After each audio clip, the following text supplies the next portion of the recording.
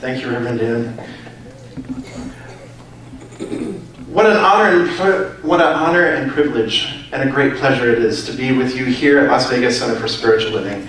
It is such a joy to be in your presence and to be part of the divine unfoldment that is occurring right here at this center, in this community of beloveds who so willingly give so freely and so generously of themselves, their time, their talent, and a platform from which to speak.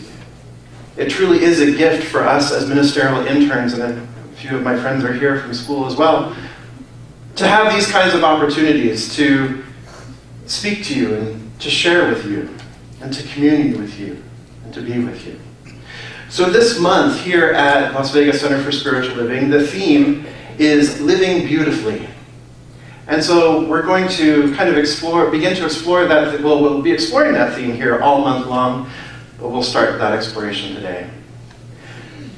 So as I was contemplating the theme, Living Beautifully, several phrases came to mind. And one of the phrases that came to mind was probably one of the most obvious is, beauty is in the eye of the beholder. And so beauty being in the eye of the beholder, what is it that we're beholding, and what is the eye, and what is the beauty? Each of us has our own perspective. When we look at that and just take it at face value and take it at the common vernacular of what it means, beauty being in the eye of the beholder means that I might think Reverend Dan's shirt is awesome, and somebody else might think Reverend Dan's shirt, not so much. Somebody might like my shirt, I certainly do, but you might not. Beauty is in the eye of the beholder. We see with the perspective and with the experiences that we come to life with, that we grow up with, that we begin to experience. And as we come into a faith tradition like this, our minds expand, our perspectives expand, we grow, we learn. And so we develop the higher perspective, or we can develop a higher perspective.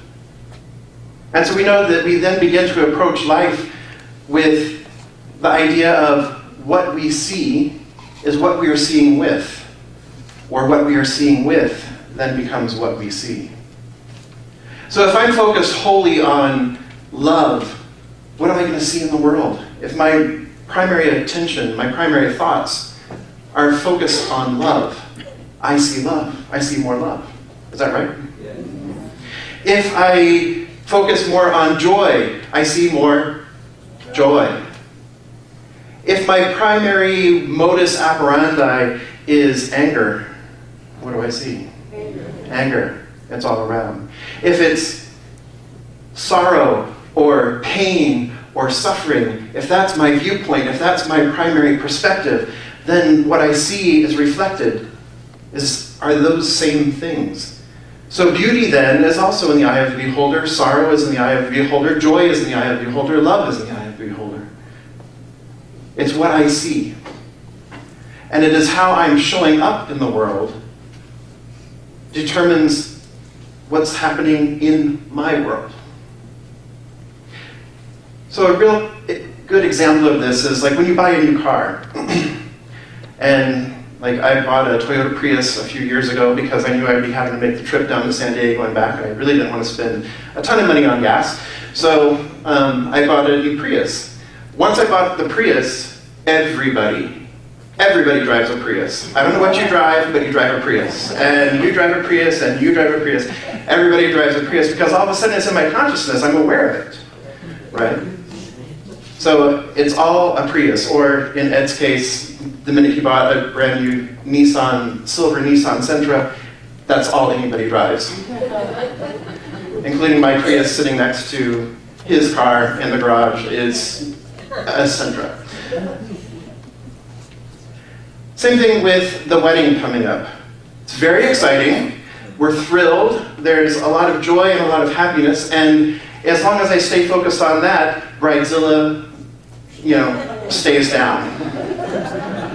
Right? But when I start worrying about all the little details and the little itty-bitty bits and pieces of this event, this beautiful ceremony that is being developed, and the party and the reception and the celebration afterward, if I start focusing on that and I focus on getting this done, this done, and this done, and I start focusing on the stress, it's the stress that I experience rather than the love and the joy.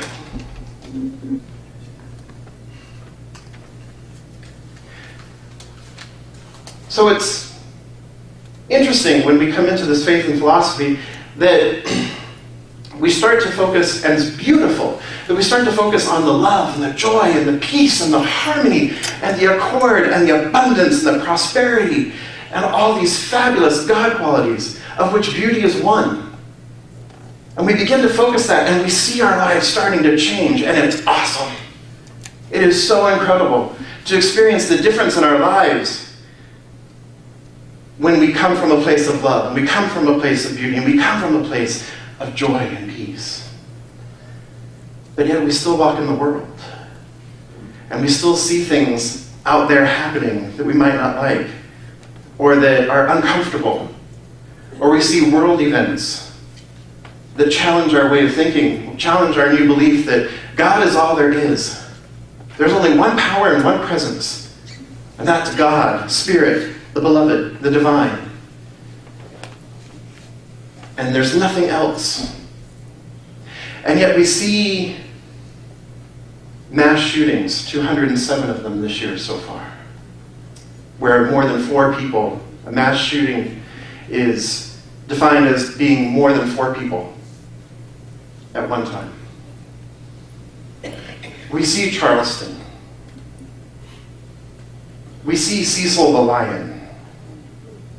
We see these things in the news or on Facebook, and we become aware of them. And then we sit in wonder and discord or confusion as to how are these things happening, because God is all there is. There's only this one. It's all good. It's all God. And yet, the world around me is not always reflective of those thoughts, of that belief.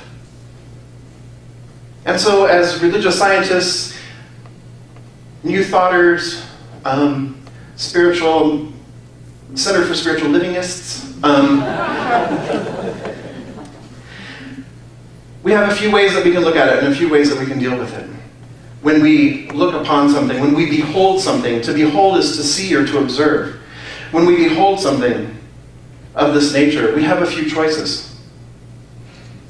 We can participate in the ongoing race consciousness, if you will, of believing that there are 2 powers. There's always God and something opposed to God. Traditional religions call it evil, or the devil. But as religious scientists, we know that that's not true, because there's only one power, one presence. If there's only one, then evil can't exist. The devil can't exist. Because that would mean that there's another presence other than God, or another power other than God, aside from. So, we can't continue to perpetuate that.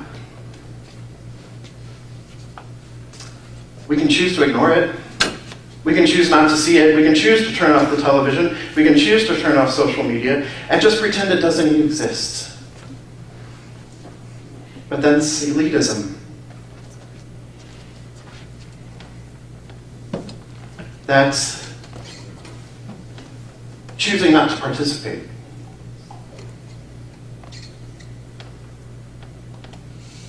It's something that when you think about Martin Luther King and what he said,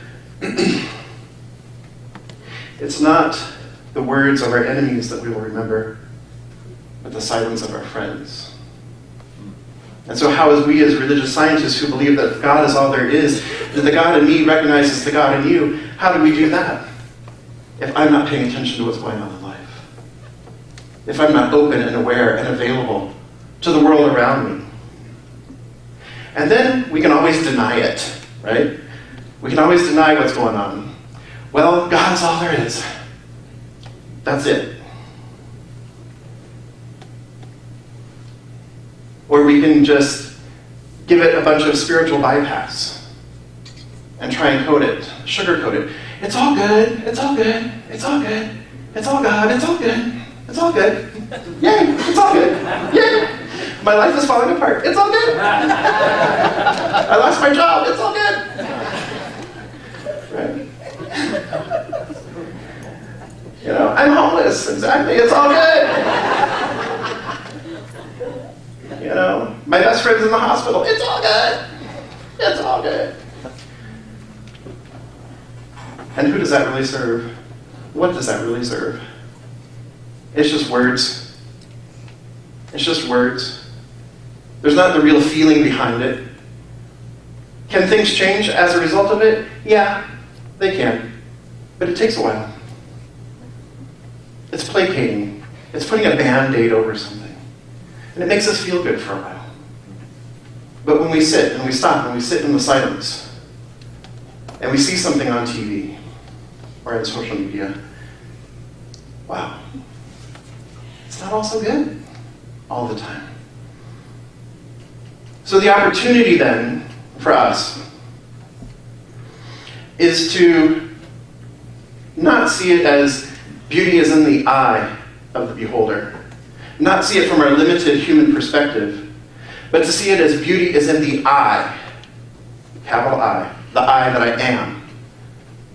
The beauty is in the eye of the beholder. And where is the I? It's here. The I am, the divine God, Spirit, is the indwelling presence. And so it's the opportunity then for me to step forward and look at something that's going on in the world and recognize my part in it, because I do have a part in it. In some shape, manner, or form, I have a part in it. The gun violence, I have a part in that. How do I have a part in that? Every time I experience violence within me, every time I think a violent thought, every time I say a violent word, I stand in the mirror and I say, you're fat. That's violence. If I'm yelling at the driver on the street, you know, as I'm driving along, get out of my way! Violence. So I can see and I can look and what I can do here is turn and see where I'm being violent within myself. Because as long as I'm being violent within myself, I'm giving violence a place to operate. And I'm contributing to the race consciousness where violence can lead to Charleston or the Marines or the dentist who shot Cecil the lion in Zimbabwe. I contribute to that because I continue to say, I don't like you, Jeff. Or, I don't like the way you're driving. So where I can, and what I can do, is turn within and stop the violence here. I can turn within and stop the internalized homophobia. I can turn within and stop the internalized racism. They're all opportunities for me to go within, to look and see where this is operating in me, because we already established that if I'm seeing it out here, it's happening in here somewhere. And it's an opportunity to look within, to go within, and to do the inner work, to do the healing work in here. To know the perfection of God that's right here inside of me, that lives, moves, breathes, and has its being in, through, and as me. Acts says, in him we live, move, and have our being. Emma Curtis Hopkins then says, I am the place in which God lives, moves, and has its being.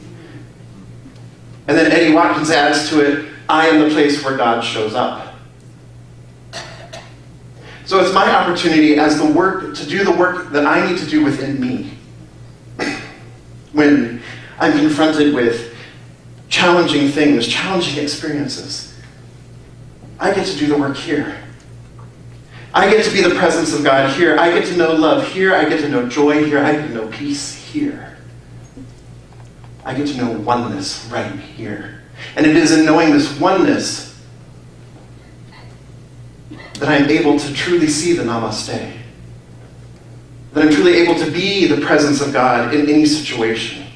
Standing in a grocery store and hearing mom and kids arguing behind me, I get to drop into that place of deep knowing, of peace, of wholeness, and know the truth that God is all there is. To know the truth that peace is at the center of everything, at the center of this situation. I get to know that. It's an opportunity, but the only way I get to know that in here is if I continue to practice it. Faith without works is dead. We can pray, we can treat, we can pray, we can treat, we can pray, we can treat, but if we do not move our feet, if we do not take a stand, if we do not do our own internal work, if we do not practice, God is all there is. If we don't practice it, it means nothing. It takes practice on a daily basis.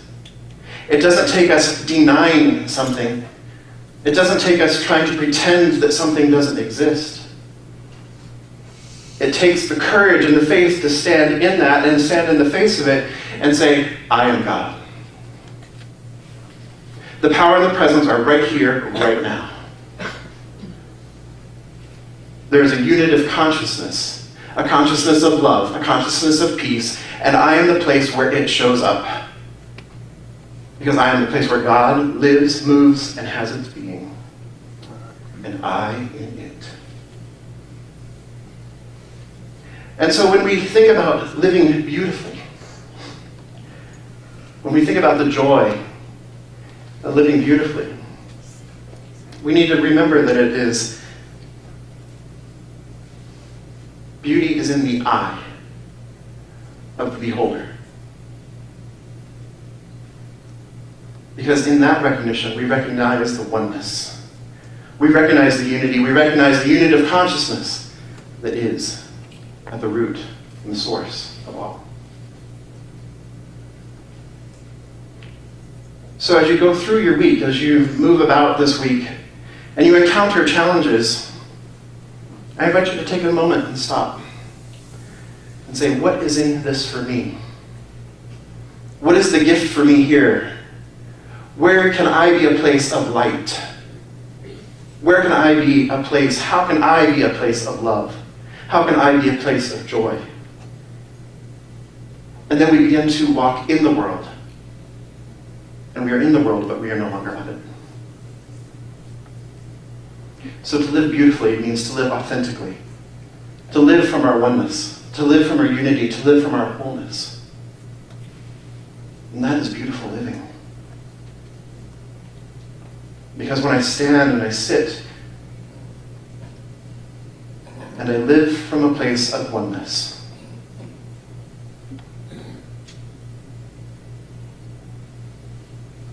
life is beautiful. And so it is.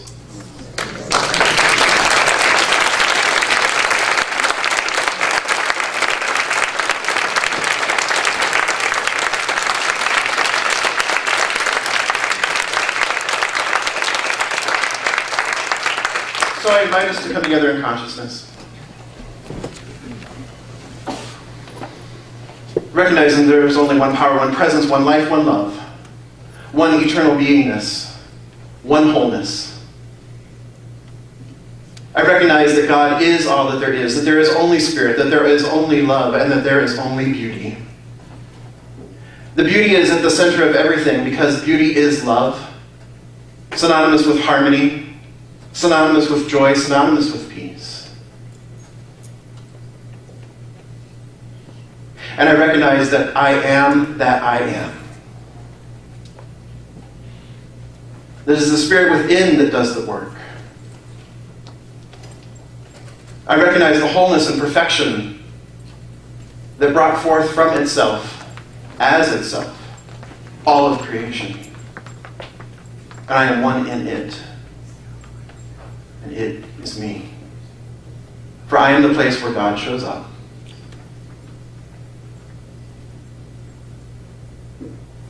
And I know this for all of life. For everyone, everything, all sentient beings. that truly there is only one, expressing itself in a variety of ways. And so I speak my word, recognizing that there is an interconnection, there is a oneness, there is a wholeness from which I am never separate. And it is the beauty and the power and the love of the divine. And so where there is hatred, I stand for peace. Where there is injury, I pardon. Where there is despair, hope. Where there is sadness, joy. And where there is darkness, light. Because I am the place. I claim it and I know it to be so. It is the truth of my being. And so I give thanks for this knowing. I give thanks for this time. I give thanks for the awareness. Because it is in the awareness that the conscious union is experienced. The unit of consciousness is. And so I release the word into the law, knowing that it is already done, knowing that it is already complete. For such is the power and the glory and the kingdom of God. I let it be. And so it is.